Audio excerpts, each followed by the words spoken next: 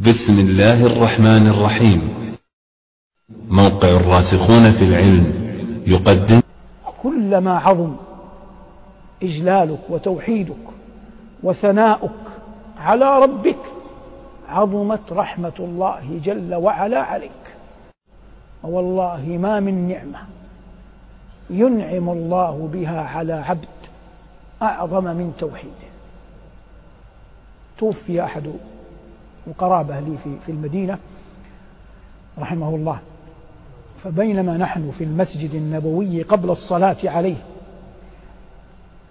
سألني بعض الأئمة في الحرم، فقلت إنه مات بكذا وكذا، يعني حادث سيارة. فأخذنا نترحم، والناس في مثل هذه الأحوال يعزي بعضهم بعضا. فقال أحد الحاضرين: والحمد لله، يعني مات في المدينة ويدفن في المدينة ويصلى عليه مسجد رسول الله، وهذا فضل. فقال أحدهم: وأعظم من ذلك أنه مات على التوحيد، وهذا حق.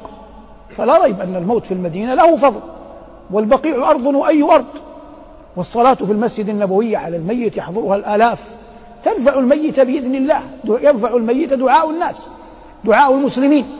لكن أعظم من ذلك كله أن يموت الإنسان على التوحيد والسنة، ليس في قلبه أحد غير الله.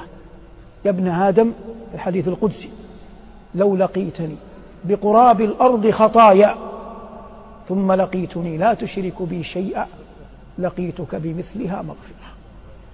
فأعظم العطايا أن يكون القلب لا ينعقد على تعظيم أحد إلا الله. سائر من نحبهم من الخلق، من نعظمهم نحبهم لأن الله أمرنا بحبهم، فنحب في الله ونبغض في الله ونعادي في الله ونوالي في الله تبارك اسمه.